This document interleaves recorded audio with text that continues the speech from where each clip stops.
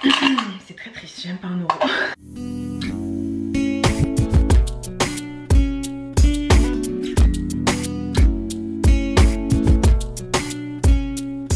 Hello tout le monde, j'espère que vous allez bien. Alors dans la vidéo d'aujourd'hui, nous allons parler argent. Plus précisément quoi? Je sais plus. Plus précisément, on va parler de budget et de comment gérer son argent. Je pense qu'il est temps qu'on puisse penser à ça sérieusement. Pour moi, l'argent, c'est tout ce qui est budget et argent, c'est un sujet assez important, peu importe l'âge, qu'on ait 30, 24 ou 16 ans. Et je me suis dit que je vais partager avec vous comment moi je gère mon budget et comment je prévois mes dépenses à l'avance, comment je peux les réduire éventuellement. Et j'espère que peut-être ça pourra en aider certains d'entre vous à l'avenir, pourquoi pas. Donc si vous voulez savoir comment moi j'organise mon budget, keep on watching. On va commencer par la définition du budget.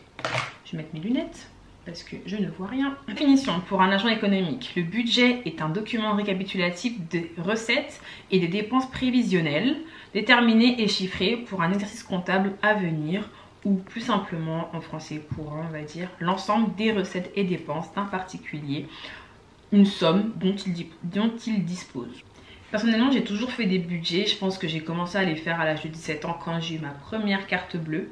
Et j'ai su à ce moment-là que j'allais avoir de l'argent parce que mes parents me donnaient une certaine somme d'argent tous les mois. L'année de mon bac, mes parents me donnaient de l'argent tous les mois et à partir de là, je gérais. J'ai toujours noté dans des petits cahiers comme celui-ci. Voilà, dans des cahiers comme celui-ci, je notais les dépenses que j'allais réaliser par mois ou ce que je devais payer moi-même. À l'époque, j'avais vraiment pas grand-chose à payer parce que mes parents payaient pour tout, dépenses, que ce soit mon téléphone, que ce soit mes vêtements. C'était vraiment mes parents qui payaient tout pour moi. Alors, dès que j'ai eu mon bac, en fait, j'ai commencé à travailler les étés. Et c'est là que j'ai commencé à toucher mon propre argent. Donc je me suis dit qu'il fallait que je sache comment gérer tout ça. Dans mon petit cahier, je faisais en sorte que le cahier soit agréable à regarder. Je vais vous mettre un petit close-up que vous puissiez voir l'un des tout premiers cahiers que j'avais à l'époque. En grandissant, avec l'âge, j'ai développé un attrait peut-être un peu bizarre, mais j'ai développé un attrait pour Excel.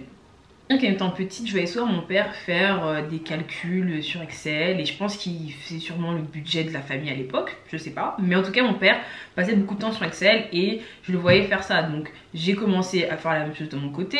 C'est là que j'ai commencé à vraiment faire des tableaux pour tout et n'importe quoi.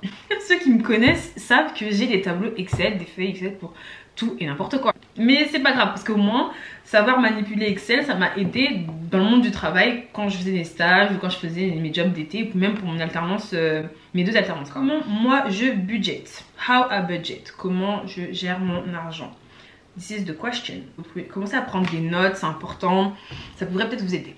Personnellement, j'applique la méthode 50-20-30. Il s'agit d'une méthode popularisée par la sénatrice Elizabeth Warren. Pour ceux qui ne la connaissent pas, elle a été candidate à l'élection présidentielle démocrate. Enfin, elle était chez les démocrates, bref. Elle a popularisé cette méthode-là dans son livre qui s'appelle All Your Worth, The Ultimate Lifetime Money Plan. Je ne sais pas si je l'ai bien dit. La règle consiste à diviser et allouer vos revenus. En gros, votre net, vous le divisez et vous l'allouez en fonction d'un pourcentage. 50% dédié à vos charges fixes, donc vos factures, 20% en épargne et 30% dédié à vos envies, vos loisirs. Je vais break down tout ça. Je me suis donné pour objectif de ne pas dépasser 50% de mes revenus en dépenses fixes. Donc c'est-à-dire mon loyer, mes charges, l'électricité, mes abonnements, salle de sport, 10 heures. Oula, non, moi je suis Spotify, pardon. Spotify, Netflix, Disney+, les transports, etc. Tout ça ne doit pas dépasser 50% de mes revenus. Je trouve que c'est super important parce que le jour où je perds une source de revenus, je risque d'être dans le rouge. Après, je sais que les charges fixes sont difficilement réductibles. Certaines choses peuvent être supportées par d'autres parties, comme par exemple vos transports. On sait que pour ceux qui travaillent, 50% des transports sont remboursés par les entreprises. Après, par rapport à l'électricité, on peut essayer de consommer différemment tout ce qui est énergie. Vos fournisseurs d'énergie en général, chaque année, vous refont une facture d'ajustement pour ajuster en fonction de ce que vous avez dépensé, enfin ce que vous avez consommé pardon, sur l'année qui s'est écoulée. Mes charges fixes ne doivent pas dépasser 50% de mes revenus, sinon... Next, we have the saving plan. Donc we have l'épargne. 20% de mes revenus doivent être alloués à mon épargne, au minimum. Vous pouvez épargner beaucoup plus que ça. Mais moi je me dis minimum 20% de ce que je gagne va à mon épargne. Et ce que je fais en fait pour m'obliger à épargner, c'est que à la minute où j'ouvre l'application banque et que je vois que mon salaire est tombé, je mets directement le montant que j'ai prévu d'épargner en épargne.